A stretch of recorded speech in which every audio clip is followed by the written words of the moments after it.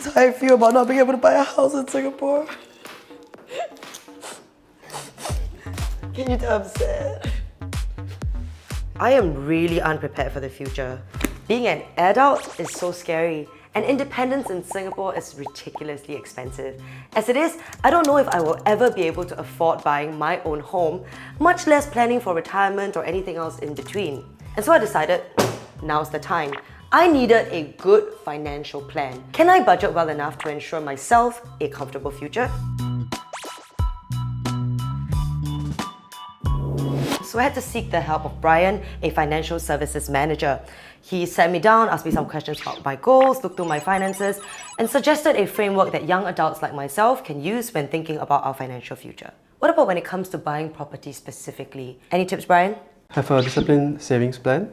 That means that you should set up a bank standing order where a fixed amount goes towards a dedicated account that is geared totally towards property purchase. So, in order to put myself in the best possible position and buy my own place soon, I'll need to be saving at least an additional $1,500 a month. This month, I'm going to be putting myself on a bit of a tighter budget. I'll be challenging myself to see if I can keep my spending to under $1,000 a month, or about $30 a day.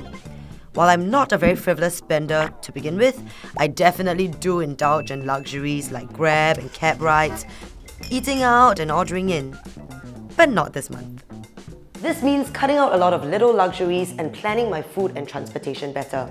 Cooking, for one, can be a bit challenging, for me at least, and sometimes I find that it might even be more expensive, unless of course I'm meal prepping. Let's go and get some groceries with the budget firmly in mind. So I can buy it. 3 for $180 is so good. Okay. Oh, there you go.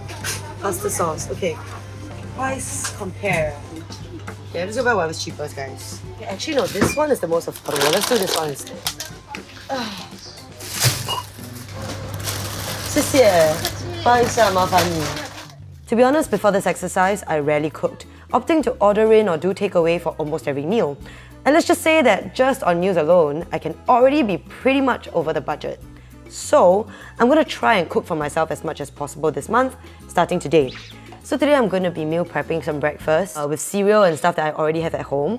And I will also be preparing 3 servings of pasta to have as meals throughout the week. Can't believe we didn't even buy like basil or anything. We just out here saving money. Lasciamo lontano in cielo le nuvole dal blu come vorrei. And it's not just meals that I'm looking to save money on. This month, I will only be taking public transport. That means buses, MRT, or walk to places. Okay, so it's raining and I forgot to bring an umbrella and the nearest bus stop is 8 minutes away. I am really tempted to just take a Grab, but it will cost me $13 to get home from here. So because I'm trying to save money, I'm going to walk to the bus stop. Still walking. I made it to the bus stop. Made it on the bus.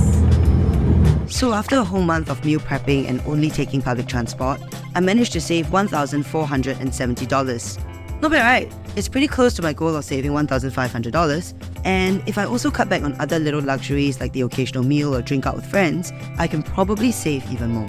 But the truth is, it will still be a long while yet before I can even think about buying my own home. I know that in the grand scheme of things, this budget that I've set myself isn't even really that tight, but it definitely forced me to rethink many of my habits. Now, okay, I'll admit I definitely missed these little luxuries and conveniences that I previously allowed myself. And of course, there will be months that I'll have extra expenditure, whether in the form of travel or medical emergencies. But I do think that with a little bit of planning and a whole lot of discipline, actually keeping and having a good budget isn't impossible. For more adulting tips, subscribe to the Head Start newsletter.